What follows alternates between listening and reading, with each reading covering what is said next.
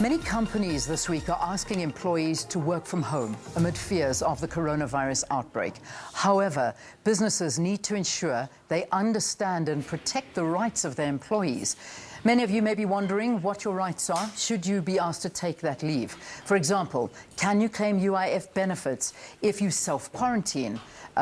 There are lots of questions. Let's get a couple of answers now. And joining me in studio is Michael Yeates, who is the Director in the Employment Practice at Cliffe Dekker Hofmeyr. Good to have you. Thanks so much for coming in. Thank you. Thank you so much. You know, this is, as we keep saying, an unprecedented moment in history, Yes. not only for us, but for the entire world. This is a global story. Yes. And everybody is almost, they're almost learning as we go along, as the minutes tick by. So, I mean, plans in place, is this something that a company has ever put in place to deal with? No, absolutely correct. We are living history, as they say at the moment, aren't we? And you're absolutely correct. We are learning as we go along. We are fortunate enough to be a little bit behind the bar with the rest of the world, and we can see what has worked and what hasn't worked in other countries. Yeah. But the phase that we are in now calls for drastic measures, that we act quickly and promptly. And the workplace is one of the coalface areas where we need to fight this disease and try to avoid its spread. So let's try and ask a couple of questions that I hope we ask a lot of viewers will get some answers. If I am asked to self-quarantine, or anyone is asked to self-quarantine for 14 to 21 days, do you get paid? Is your right to be paid? Right. Okay. So, as we've mentioned, we're in uncharted territory, and the first place to start from is to determine if you are self-quarantining because you are ill or whether you are not ill. If you are asked to self-quarantine, you do not necessarily become entitled to sick leave or sick leave benefits, but government has come to the assistance by announcing yesterday that you will be able to apply for UIF benefits during a self-quarantine period as a form of special leave. We are not exactly sure how it will roll out. We are expecting some form of guidelines to be issued or made public towards the end of this week. But the word on the street is that it will be done on an application type basis, that you are asked to self-quarantine because you are a high-risk individual. So that's where you are, as government have said, eligible for UIF. I mean, can UIF actually, can they handle the strain? Well, fortunately, I've heard that UIF has got a surplus of R1 billion at the moment. So, yes, I think that there is some form of financial ability to do it, but we do see that government has announced even yesterday that they will be repurposing funds to provide relief to the COVID-19 efforts. Yeah. When you're working for a company and some companies say to you, okay, you are now, it is compulsory that you take your annual leave at this point. Do you have rights? Do you have to listen to them? Is that just the way it is? You take your annual leave? So annual leave would need to be taken in accordance with the company's operational requirements. Insofar as what you do have statutory leave, which is provided for in terms of the Basic Conditions of Employment Act, yes, your employer can require you to take your annual leave, your statutory annual leave at that stage. However, if you are fortunate enough to have additional contractual leave, as we call it, which is over and above your 15 days as prescribed in terms of the basic conditions, your employer can only require you to take your contractual leave at a time when you consent to it. And then if this carries on, which, I mean, to be honest with you, I mean, we're in the first week. I mean, it's only Thursday. These announcements were made on Sunday, and more announcements keep on coming. This could go on for a lot longer. We talk about sick leave now.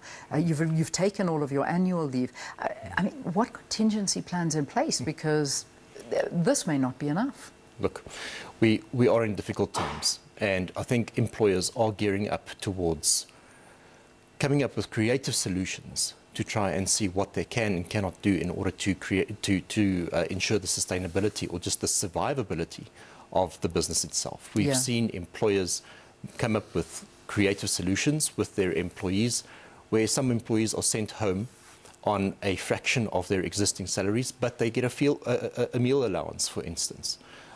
Or we do see employees agreeing to take all of their annual leave, and they even borrow against their future annual leave in order to try and reduce that liability on the employer.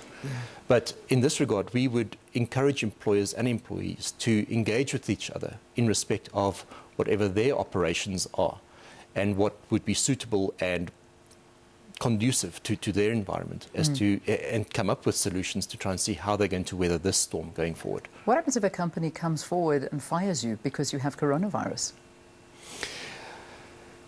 That's an interesting question, but I don't necessarily think that your employer would be able to fire you on the basis of you contracting coronavirus in itself, because coronavirus is a temporary ailment. You do have rights under the UIF Act in order to claim sickness benefits. If you are lucky enough to have some form of private insurance to cover your income during illness, you can look towards what your benefit statement says there. But it wouldn't be lawful, in my opinion at least, to fire an employee purely on the basis of coronavirus. Yeah, certainly. I mean, one would think that would be the case.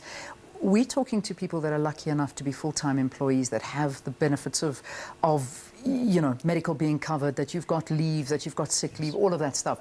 Freelancers, people that don't, that work on a no work, no pay basis, that very much so like here at the SABC, that's how we work. Yes. What happens then if we are told that we're cutting the workforce down completely, you have to stay home, and you run out of an income because you're not earning any money? And this happens to people. Makeup artists, restaurants now are closing down. Waiters don't have any form of backup for themselves. I mean, the list is endless. I don't have time to name everybody. But what happens there? Is there some plan in place, a compensation from the state? Does a company owe these freelancers something? What goes there? That's a really difficult question to answer, because as far as I'm aware, there is nothing from government dealing with the persons falling within that position at this point in time, unless you are a company, unless you've been contributing towards the UIF fund through either your own company or through your employer. I'm not aware of any relief that is being offered to persons, and they're just going to have to weather the storm best they can. We might see some relief coming in the next couple of weeks. I mean, we are seeing developments in terms of the national plan coming in every day. And if there is enough of a need, I'm sure government will come to the assistance. I mean, we've been hearing entertainment industry, the functions industry, everything is coming to a standstill. There is no income, there's no money changing hands. Yes. Rentals from organizations, I know we've spoken about that as well, but these are things that we need to consider, and I'm hoping that employees, that the country, everybody sees the human face of the suffering, because that's really what it is.